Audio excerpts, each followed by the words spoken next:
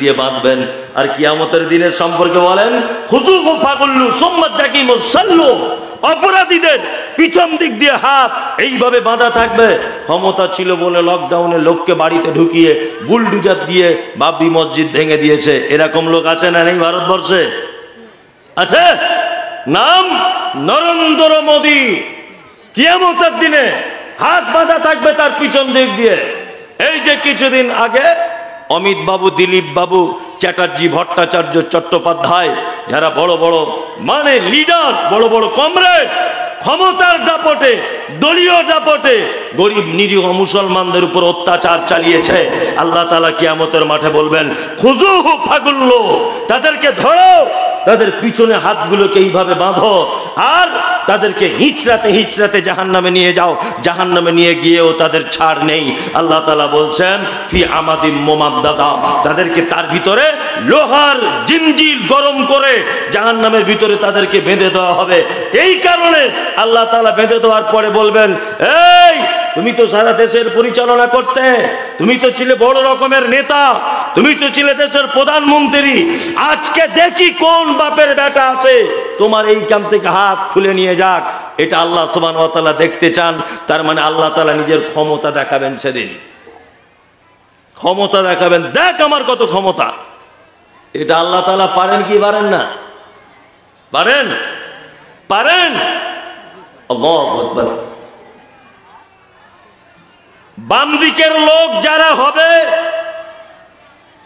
এদের ব্যাপারে আল্লাহ তাআলা বলেছেন, আরাআইতাল্লাযী ইউকাযযিবু বিদ্দীন, বাম দিকের লোক কারা? আল্লাহ নবীকে বলছেন, নবী আপনি কি তাদেরকে দেখেছেন যারা কিয়ামতের দিবসকে অস্বীকার করে? ফাযালিকাল্লাযী ইয়াদউল ইয়াতীম, যারা এতিমের সঙ্গে সদ্ব্যবহার করে। ওয়ালা ইয়াহুজ্জু আলা তুআমিল মিসকিন, যারা মিসকিনদের খাদ্য দানে উৎসাহিত করে না। ফাওয়াইলুল লিল মুসাল্লিন, আল্লাহ বলছে ওই মুসল্লিরা বাম দিকের দলে থাকবে, অর্থাৎ দুর্ভোগের ভিতরে থাকবে। কোন মুসল্লি? আল্লাহ তাআলা বলছেন, আল্লাযীনা হুম আন সালাতিহিম সাহুন, যারা সালাত আদায় করে, যারা নামাজ পড়ে কিন্তু অস্বস্তি সহকারে সালাত আদায় করে। আল্লাহ তাআলা বলছে এরা বাম দিকের লোক, এরা বড় দুর্ভোগের ভিতরে থাকবে কিয়ামতের মাঠে। নাম্বার 4, আল্লাহ তাআলা বলেন যে ইউরাউন, তারা লোক দেখানোর জন্য নামাজ পড়ে। তারপরে আল্লাহ তাআলা বলছেন ওয়ায়ামনাউনাল মাউন, যারা প্রতিবেশীকে সামান্য কিছু উপকার করা থেকে নিজেকে আটকিয়ে রাখে, এরা সব বাম দিকের লোক। বাম দিকের কটা লোক? 1, এতিমের সঙ্গে অসৎ ব্যবহার করে যারা। 2, মিসকিনদের খাদ্য দানে উৎসাহিত করে না যারা। 3, ওই মুসল্লি যারা নামাজ পড়ে অস্বস্তি সহকারে। এরকম মুসল্লি আছে না আমাদের মসজিদে? আছে না নেই? নামাজ পড়ছে, নামাজ পড়তে পড়তেই পাছা চুলকাইছে, মাথা চুলকাইছে, টুপি বার করছে, মোবাইল দেখছে, এই করছে। এখন নামাজি আছে না নেই? ওমরপুরে একটা জায়গাতে আমি একদিন আসরের নামাজ পড়ছি, এটা একদমই মানে খাঁটি কথা, গত বছরে ঘটেছে। এটা কেমন নামাজি আমরা, মসজিদে নামাজ পড়ছি, তা একজন বিহারি ব্যবসায়িক লোক ও মসজিদে নামাজ পড়ছে। তা আমি ওর 3-4 জনের পাশে দাঁড়িয়েছি, ও আমার 3-4 জনের সাইডে আছে। তা ওর ফোন বেজেছে, তা ফোনটা বেজেছে, একবার কেটে দিয়ে পকেটে ঢুকিয়ে দিয়েছে। সে তো জানে না যে নামাজ পড়ছে, সে আবার করেছে, ট্রিং ট্রিং করে আওয়াজ হচ্ছে। ও ফোনটা বার করে বিহারি লোক বলছে, আবি হাম নামাজ মে হ্যায় বাদ মে কল কিজিয়ে। নামাজ পড়তে পড়তে বলছে। আল্লাহর কসম করে বলছি, আবি হাম নামাজ মে হ্যায় বাদ মে কল কিজিয়ে বলে দেখছি আবার পকেটে ভরে নামাজে দাঁড়িয়ে আছে। কি অবস্থা! আল্লাহু আকবার। জি, কি অবস্থা! নামাজি, নামাজি, অথচ নামাজ পড়ে, সালাত আদায় করে, অমনোযোগী, মনোযোগ দেয় না সালাতে। এরকম নামাজি আছে না নেই? আজান হচ্ছে, যাচ্ছে তা যাচ্ছে গরুর গাড়ির মতো, ও জমাত ছেড়ে গেল কি থাকলো ওসব দেখার কোনো প্রয়োজন নেই, এরকম নামাজি আছে? আছে। আল্লাহ তাআলা বলছেন ইউরাউন, আর একটা নামাজিকে যারা লোক দেখানোর জন্য নামাজ পড়ে, এরকম নামাজি দিনাজপুরে নেই, আমাদের ওদিকে আছে। লোক দেখানোর নামাজি আছে, সারা সপ্তাহে যায় না। দেখবেন জুম্মার দিনে ফক সেন মেরে সাদা পাঞ্জাবি পরে বসে আছে প্রথম কাতারে। আর ওই যে ইমাম সাহেবরা বলেছে একটা জুম্মা থেকে আর একটা জুম্মার নেকি মানে গোনা মাফ হয়ে যায়, হ্যাঁ, ও ভেবেছে আজকে গেলেই গোনা মাফ হয়ে যাবে, ও ভেবেছে হয়তো। এরকম নামাজি আছে না নেই? আছে। আবার ও শুধু নামাজি নয়, ও শুধু জুম্মার নামাজি নয়, ইমাম সাহেব যদি কোনোদিন 2-4 মিনিট খুতবা এদিক ওদিক যদি করে দেয়, বেশি হয়ে যায় বা কম হয়ে যায়, বা মসজিদের কমিটির কোনো ভুল ত্রুটি যদি পেয়ে যায়, তা ও এসে মসজিদের বাহিরে এমন করে বলবে যে মনে হচ্ছে পাক্কা তাহাজ্জুদ সহ নামাজি। আর কিছু লোক আছে মাথা মোটা, যাদের মাথায় কিছু নেই, ও আবার ওকে পাম দিয়ে বলে তুই হচ্ছিস বাপের বেটা, যা বলিস সামনাসামনি বলিস। এরকম লোক আছে না? ঈদের নামাজ পড়ে ঝামেলা করে, জুম্মার দিনে ঝগড়া বাঁধায়, এরকম লোক আছে না নেই? আছে। আর ও যখন ওকে পাম দিয়ে মোটা করে দেয় যে তোর মতো বাপের বেটা নেই, হক কথা বলিস সবার সামনে, ও ফুলে গিয়ে আরো জোরে জোরে বলে, আরো জোরে জোরে বলে। মানে ও মানুষ নয়, ও হচ্ছে গয়াকার ধয়াকার মানুষ, ও গাধা। ওই ইমাম সাহেবের মান সম্মান নিয়ে ছিনিমিনি খেলছে, মানে ওর নিজের মান সম্মান নেই। কি বলছে বুঝতে পারছেন? আর 5 জনের মান সম্মান নিয়ে টানাটানি করছে, মানে ওর নিজের মান সম্মান নেই। আল্লাহু আকবার। আল্লাহ তাআলা বলছেন ওয়ায়ামনাউন আল মাউন, আর প্রতিবেশীকে যারা সামান্য জিনিস উপকার করা থেকে নিজেকে আটকিয়ে রাখতে পারে না, আল্লাহ তাআলা বলছেন এরাও বাম দিকের লোক, অর্থাৎ জাহান্নাম চলে যাবে। প্রতিবেশী সাইকেলে হাওয়া দেয়, ওটার নাম কি? Bumper, pumper, Pampa. আমার সাইকেলে হাওয়া নেই, আপনার বাড়িতে গিয়ে বলছি বুবু, আপনার বউকে বলছি বুবু একটু পাম্পারটা দাও না, হাওয়াটা দিয়ে এলি। তা বুবু তখন আমাকে বলছে আমাদের পাম্পারের ওয়াশারটা খারাপ হয়ে গেছে, অথচ ভালো, অথচ ভালো, আমি চাইতে গেছি বলে বলছে খারাপ। এরকম লোক আছে না নেই? হ্যাঁ, আছে। আল্লাহ তাআলা বলছেন ওয়ায়ামনাউন আল মাউন, যারা প্রতিবেশীকে সামান্য উপকার করা থেকে দূরে রাখে, নিজেকে হটিয়ে রাখে, এরা বাম দিকের লোক, অর্থাৎ এরা জাহান্নাম চলে যাবে। চলুন ডান দিকের লোক কারা? ডান দিকের যে জায়গাটা তার নাম কোথায়? জান্নাত। জান্নাতের কোনো স্বাদ পেয়েছেন? পৃথিবীতে জান্নাতের স্বাদ, জান্নাতের কোনো জিনিস দেখেছেন? দেখেননি? কে বলেছে? হাজী সাহেবরা দেখেছে, আপনার জানা নেই তাই মনে হচ্ছে। পৃথিবীতে কয়েকটা জিনিস আছে যেটা জান্নাত থেকে এসেছে। এক, হাজরে আসওয়াদ, যেখান থেকে হাজী সাহেবরা তওয়াফ করতে শুরু করেন মক্কাতে, অর্থাৎ কাবা ঘরের এক কোনায় আছে, ওটা এক কোনাতে রাখা আছে। আমি আলহামদুলিল্লাহ আজ থেকে 15 দিন আগে চুমু খেয়ে এসেছি হাজরে আসওয়াদে। 15 দিন আগে আল্লাহ নবী সাল্লাল্লাহু আলাইহি ওয়াসাল্লাম বলেছেন পাথরটা ছিল দুধের থেকে সাদা, কিন্তু বনি আদমের পাপ এত বেশি হয়েছে যে ওটাকে চুমু খেয়ে কালো করে দিয়েছে। আল্লাহু আকবার। ওখানে গেলে কিছু শিক্ষা পাওয়া যায়। কি শিক্ষা?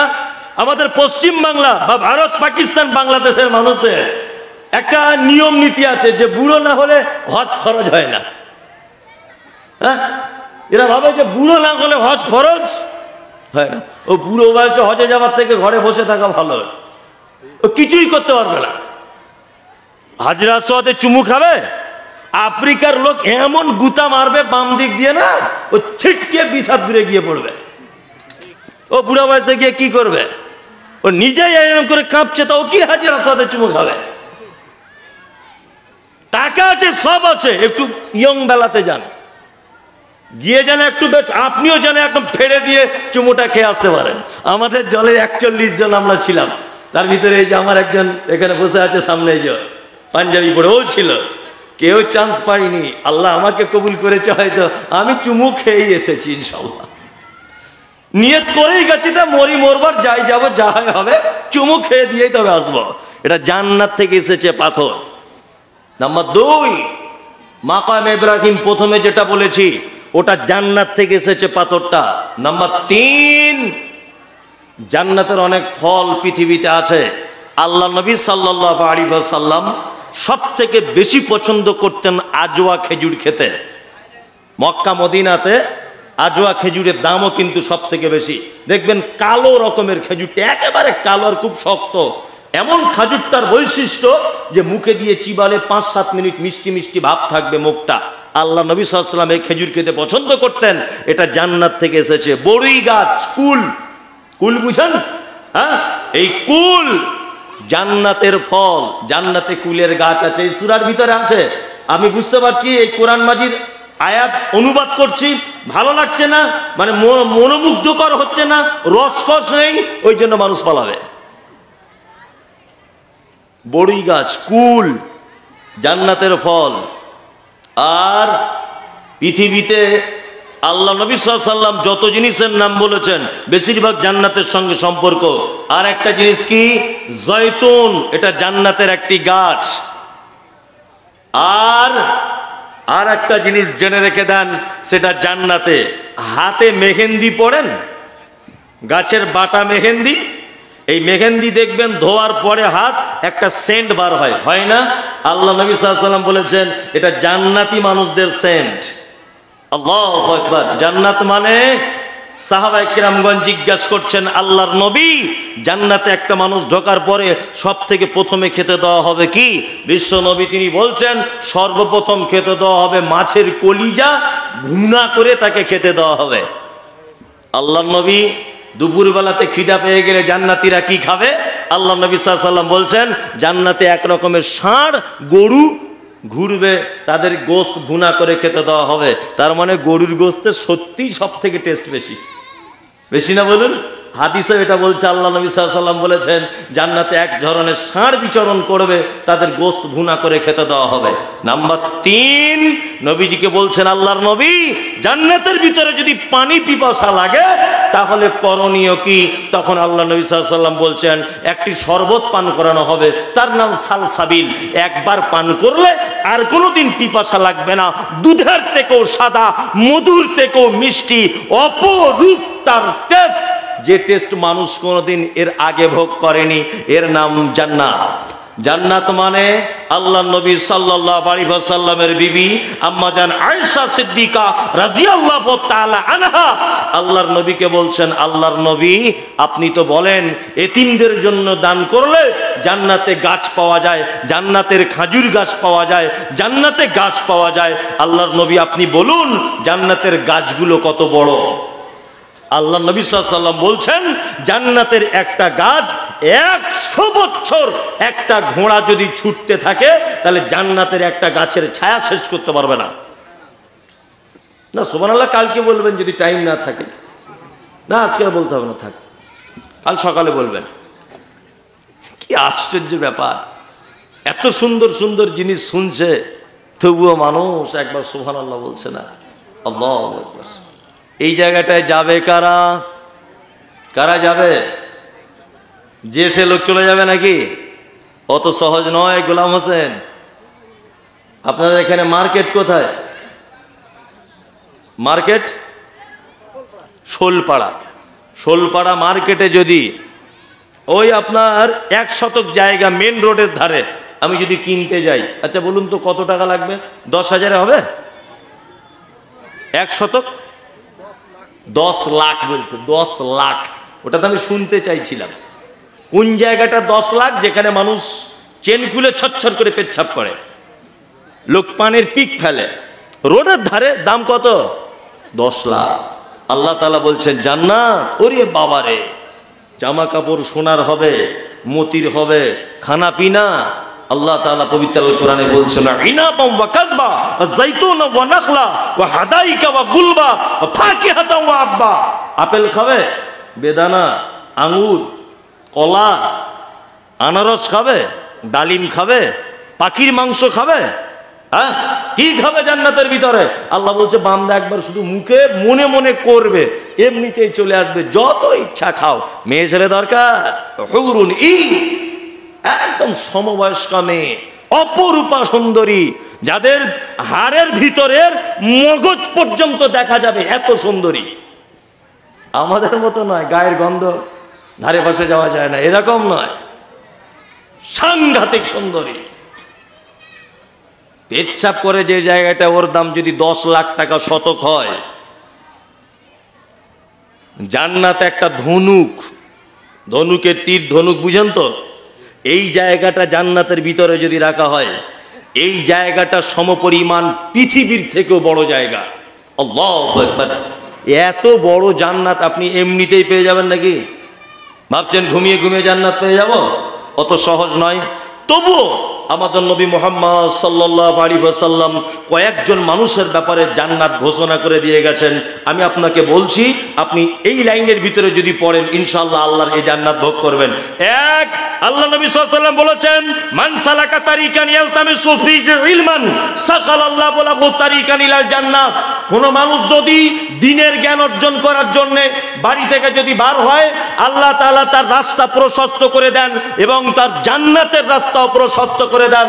আমি মুমতাজুল ইসলাম আপনাদেরকে বলে দিয়ে যাচ্ছি, শুনে রেখে দেন, পৃথিবীতে যত কোয়ালিটির মানুষ বসবাস করে, মাস্টার, প্রফেসর, ইঞ্জিনিয়ার, ব্যারিস্টার, উকিল, হাকিম, কৃষক, মজুর, চালক, বক্তা, শ্রোতা যারাই আছে, ডাক্তার, প্রফেসর যারাই বসবাস করে, পৃথিবীতে দুটো মানুষ জান্নাত চলে যাবেই। মুহাম্মদ সাল্লাল্লাহু আলাইহি ওয়াসাল্লামের হাদিস অনুযায়ী এটা বোঝা যায়। সেটা হচ্ছে, এক, মাদ্রাসায় যে ছাত্ররা পড়ে এরা জান্নাতে যাবেই। দুই, যারা বর্তমানে মৌলভী সাহেব হয়ে গেছে, মাদ্রাসা মসজিদের সঙ্গে যুক্ত আছে, এরা জান্নাতে যাবেই। মুহাম্মদ সাল্লাল্লাহু আলাইহি ওয়াসাল্লাম বলেছেন, মান সালাকা তারিকান ইয়ালতামিসু ফীহি ইলমান সাহালাল্লাহু লাহু তারিকান ইলাল জান্নাত। কেউ যদি দ্বীনের জ্ঞান অর্জন করার জন্য যায় বা চেষ্টা চালায়, আল্লাহ তার দুনিয়ার রাস্তা সহজ করে দেয়, আল্লাহ তার জান্নাতের রাস্তাও সহজ করে দেন। সুবহানাল্লাহ। ছেলেকে মাদ্রাসায় পড়ান, জান্নাত।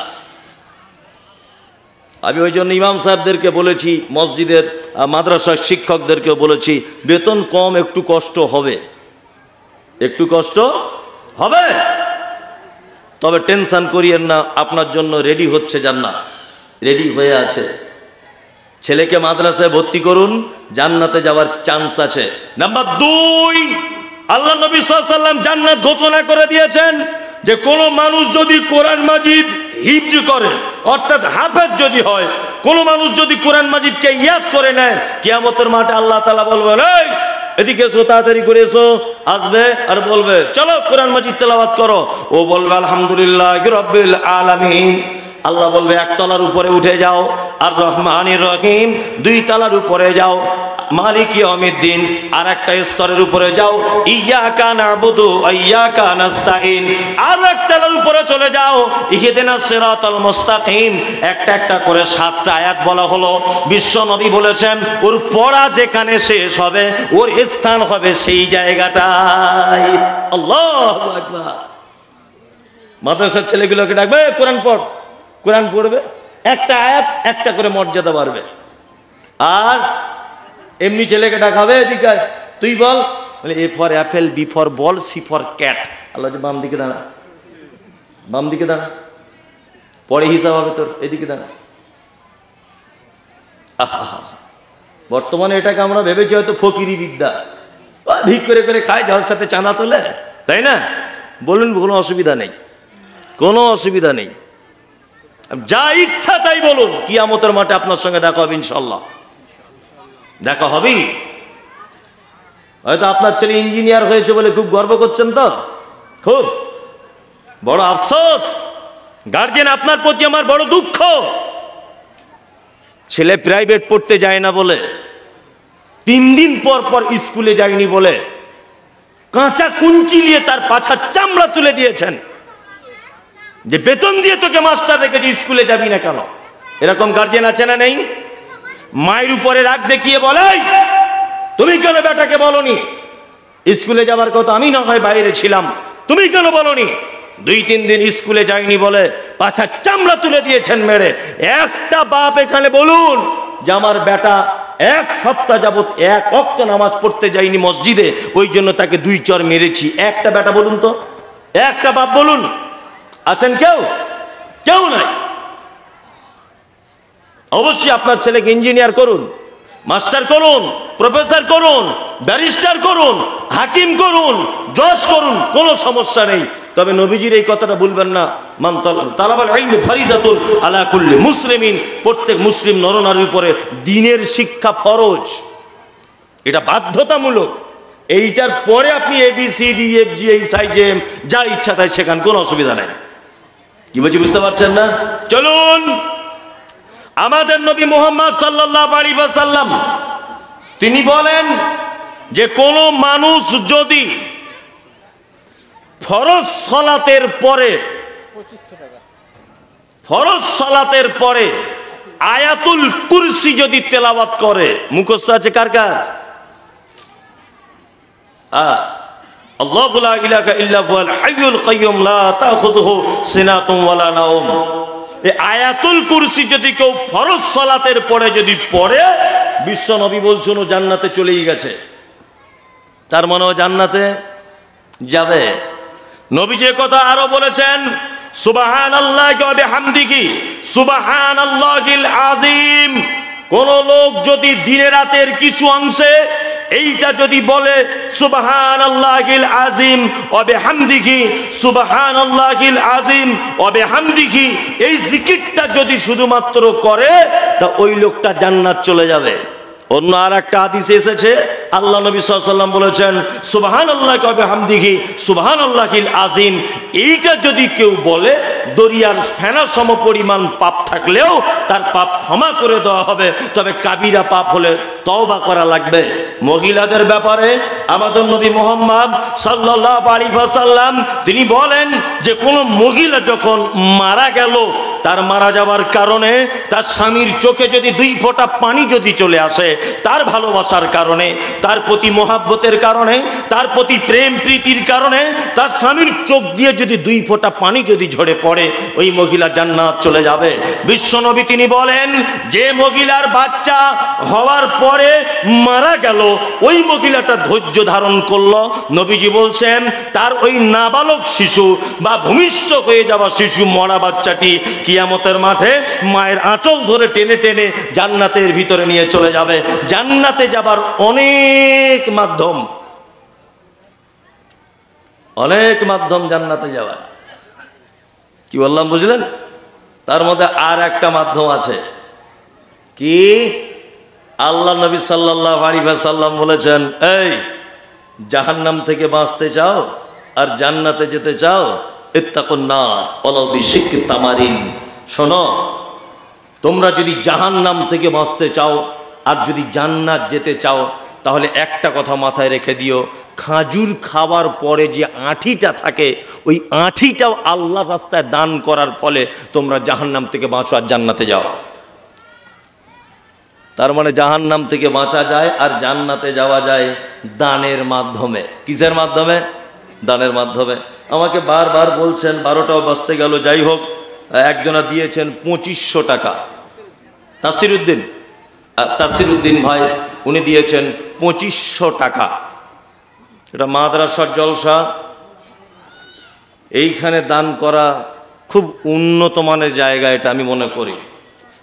এখান থেকে ইসলাম প্রচার হচ্ছে, এখান থেকে কোরআন মাজিদের শিক্ষা হচ্ছে, তাই না? এই শিক্ষা খাতে আপনি বিনীত অনুরোধ, আপনি একটু হাত বাড়িয়ে দেন।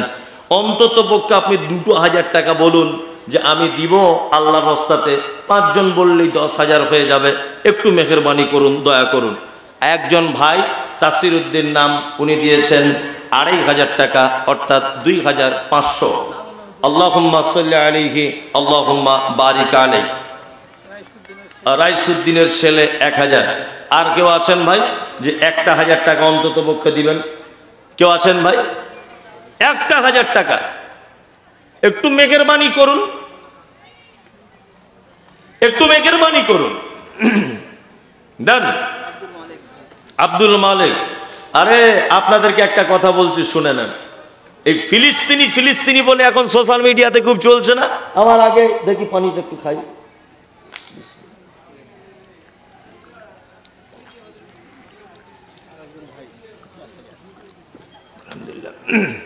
আপনারা বলছেন না ফিলিস্তিনি, বলছেন তো? বলছেন। এই মুহূর্তে আপনাদের কাছে দুটো অপশন, টোটাল পশ্চিম বাংলাতে নয়, বাঙালি বক্তারা ইউটিউব খুললে ফিলিস্তিন, এ কথা কেউ বলে না। এখান থেকে আপনি সহযোগিতা করতে পারবেন? ফিলিস্তিনি, আপনি তো একদম সাধারণ লোক, সহযোগিতা করতে পারবেন? পারবেন না। তাহলে আপনি অন্তত পক্ষে দুটো কাজ করুন। এক, তাদের জন্য দোয়া করুন যে আল্লাহ ফিলিস্তিনের মুসলমানগুলোকে তুমি হেফাজত করো। দুই, আপনি তাদের জন্য দোয়া করুন আর তাদের জন্য দান করুন। এখানে বসে বসেই দান করুন যে আমি 1000 টাকা দিলাম, মসজিদে আকসা দখল করে নিচ্ছে ইহুদিরা, প্যালেস্টাইনের মুসলমানরা বড় দুঃখের সাথে আছে, মানুষদেরকে হত্যা করে দেওয়া হচ্ছে, শিশুদেরকে মারা হচ্ছে, মসজিদে বোম মারা হচ্ছে, মানুষগুলোকে কচুকাটা করে দেওয়া হচ্ছে, নারী পুরুষকে উলঙ্গ করে হত্যা করা হচ্ছে, আমি তাদের জন্যই 1000 টাকা দান করলাম। আজ পর্যন্ত সোশ্যাল মিডিয়াতে এরকম একটা পেয়েছেন কেউ দান করেছে? অত সহজ নয়, কানতে পারবে, দান করতে পারবে না। একটা লোক রাস্তা দিয়ে যাচ্ছে, ভালো করে বুঝুন, রাস্তা দিয়ে যাচ্ছে, তার সঙ্গে আছে তার একটা পোষা কুকুর। লোকটা যাচ্ছে 4 চাকা ভিআইপি গাড়িতে, কুকুরটা তার গাড়ির ভিতরেই আছে। লোকটা হঠাৎ রাস্তার মাঝখানে দাঁড়িয়ে হাউ হাউ করে কাঁদছে। তা আর একটা লোক ওই লোকটার কান্না দেখে দাঁড়িয়েছে, গাড়ির মালিককে জিজ্ঞেস করছে, বাবু কাঁদছেন কেন? কাঁদছেন কেন? তা বলছে, কাঁদছি এই কারণে যে আমার কুকুরটার খুব খিদে পেয়ে গেছে, ও জিভ বার হয়ে যাচ্ছে, মনে হয় মারা যাবে, ওই জন্য এখন তো কিছু পাচ্ছি না, এখানে দোকান টোকান নাই, ওই জন্য একটু কাঁদছি। তখন ওই লোকটা বলছে, বাবু ওই গাড়ির ভিতরে একটা টিফিন দেখতে পাচ্ছি, ওই টিফিনে কি আছে? বলছে, আমি অফিসে যাচ্ছি, ওর ভিতরে কলিজা ভুনা আর পরোটা আছে। তো ওই 2 পিস কলিজা ভুনার একটা পরোটা দিয়ে দেন, কুকুরটা খেয়ে বেঁচে যাবে। তখন গাড়ির মালিক বলছে, আরে পাগল, ওটা দিলে তো পয়সা খরচা হবে, কাঁদলে তো আর পয়সা লাগবে না। কাঁদলে কি আর পয়সা লাগবে? চোখের পানিতে পয়সা লাগবে না। তা আমাদের অবস্থা তাই।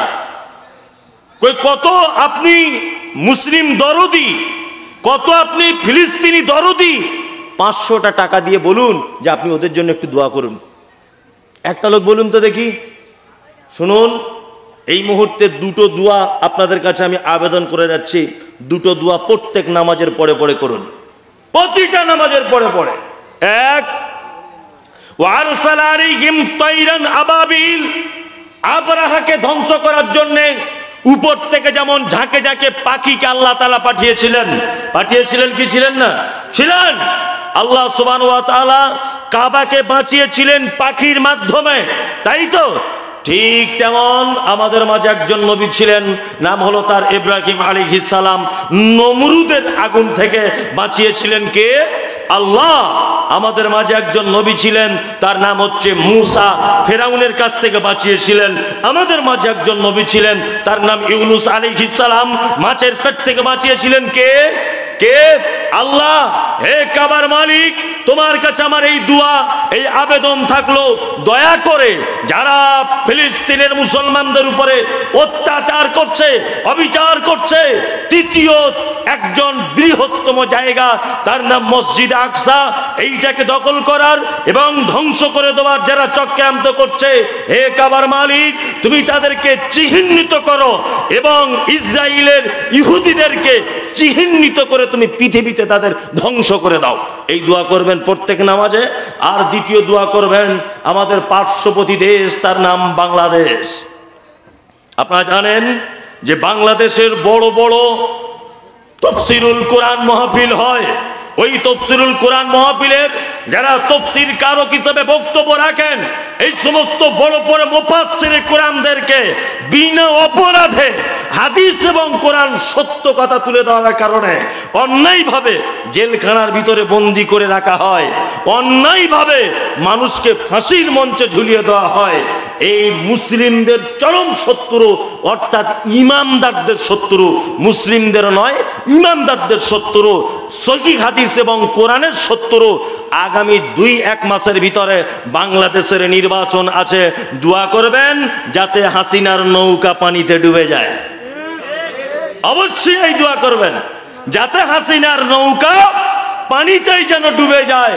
অবশ্যই মুসলিম দেশ হিসেবে দেশটাকে খুব ভালো লাগে, কিন্তু এই অসভ্য সরকারের কারণে দেশটা আজকে সারা বিশ্বের কাছে অপমানিত, লাঞ্ছিত একটাই কারণ, এই মহিলাটির কারণে। এই একটাই মাত্র মহিলা। আল্লামা দিলওয়ার হোসেন সাইদির মতো একজন বিশ্ববিখ্যাত মুফাসসিরে কোরআন আহা জেলখানাতে ভর্তি, মারা গেলেন। খুব আফসোস লাগে, মামুনুল হক জেলখানাতে বন্দী, আজও পর্যন্ত বন্দী হয়ে রয়েছেন। আমার খুব প্রিয় শ্রদ্ধাভাজন, যদিও কোনোদিন ওনাকে চোখে দেখিনি, তারপরেও মুফতি আমির হামজা ভাই, তিনি আজ দীর্ঘদিন যাবৎ জেলখানাতে রয়েছেন। বাংলাদেশের প্রখ্যাত আলেম, তিনি আপনার নাম শুনেছেন, আব্দুর রাজ্জাক বিন ইউসুফ। কত 5,000 কোটি টাকা না কত মিথ্যা মামলা ওনার নামে দেওয়া হয়েছিল। এইরকম ভাবে অজস্র আলেমদেরকে অন্যায়ভাবে জেলখানাতে বন্দি করে রাখা হয়েছে শুধুমাত্র হক কথা বলার কারণে। দোয়া করবেন যাতে এই মহিলা এই দেশ থেকে নৌকা যেন ডুবে যায়। অবশ্যই দোয়া করবেন। আর 1-2 মাসের ভিতরে নির্বাচন, সঠিক নির্বাচন যদি হয় এবছর আমরা আশা করছি যে এই মহিলা ছাড়াই বাংলাদেশ চলবে, অন্য কোনো রাজনৈতিক দলের মাধ্যমে ইনশাআল্লাহ। দোয়া করবেন যে আল্লাহ যেন ইসরায়েলের ইহুদিদেরকে একটা একটা করে চিহ্নিত করে যেন তাদেরকে নিস্তেনাবুদ করে দেয়, যেমন আবরাহাকে করা হয়েছিল। দোয়া করবেন এগুলো। মাদ্রাসা জলসা রাত্রি এখন 12টা বাজে, আমি বেশি বাড়াচড়া করছি না। আপনারা দয়া করে 1500 যার কাছে যা আছে এই নিয়ত করুন যে আমি তো ফিলিস্তিনে যেতে পারছি না, তা ওদের জন্য আমি 500 টাকা দিলাম, আল্লাহ যেন ওদের হেফাজত করে। এরকম কেউ আছে? একটা লোক দেখিতে দেখি যে আপনি আল্লাহওয়ালা মানুষ, মুসলিমদের উপরে দরদ আছে, আছেন কেউ? অথচ ভারত পাকিস্তান খেলা হলে কোনো এক দল জিতে গেলে 500 টাকার চকলেট বিলি করতে দেখা যায় অনেক মুসলমানকে, দেখা যায় না? জিলাপি বিলি করতে দেখা যায় না? যায়। মাশাআল্লাহ, একজনা দিয়েছেন 500 টাকা, আলহামদুলিল্লাহ 500 টাকা একজন দিয়েছেন। আল্লাহ তুমি এর দানকে কবুল করে নাও। আর উনি যে নিয়তে দিয়েছেন, ওনার নিয়তটা আমি জানি না, আল্লাহ ওনার নিয়তকে তুমি পুরা করে দাও, আমিন আমিন। কে এটা দিয়েছে? জিনারুল হক, জিনারুল হক 500 টাকা। হাজারো ব্যথা বেদনার পরে ফিরে আসনি তুমি আপন ঘরে, দিনের আলো তুমি সরিয়ে দিতে চলে গেলে মদিনায় মক্কা ছেড়ে। হে রাসূল তোমাকে ভুলি আমি কেমন করে, হাজারো ব্যথা বেদনার পরে ফিরে আসনি তুমি আপন ঘরে, দিনের আলো তুমি সরিয়ে দিতে চলে গেলে মদিনায় মক্কা ছেড়ে। হে রাসূল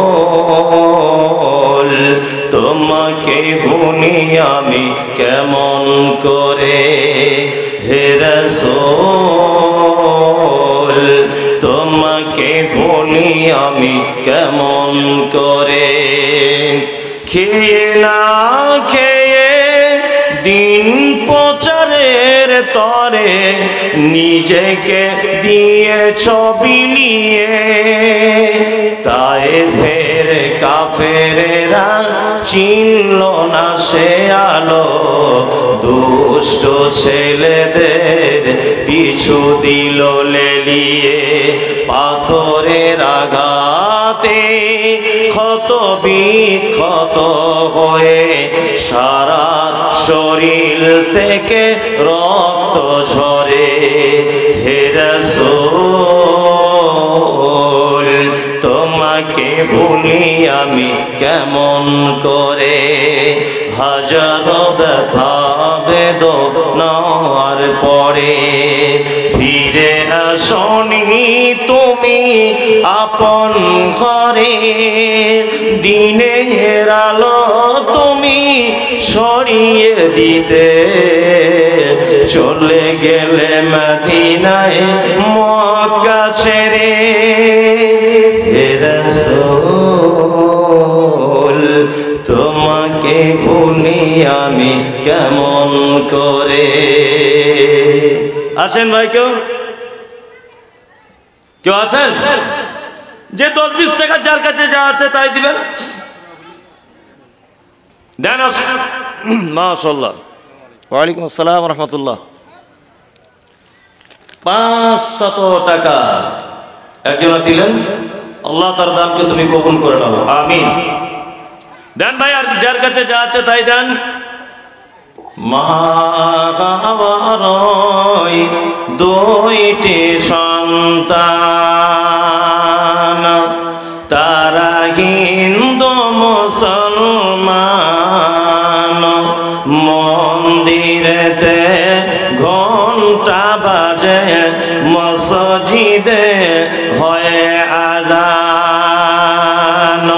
মা হাওয়ারই দুইটি সন্তান, তারা হিন্দু মুসলমান, মন্দিরেতে ঘন্টা বাজে, মসজিদে হয় আযান। ঘন্টা বাজায় পূজার তরে, ঘন্টা বাজায় পূজার তরে, পূজা করে ভক্তি ভরে, দয়াল খোদার ডাকে গো তারা বলে ভগবান। মা হাওয়ারই দুইটি সন্তান, তারা হিন্দু মুসলমান, মন্দিরেতে ঘন্টা বাজে, মসজিদে হয় আযান।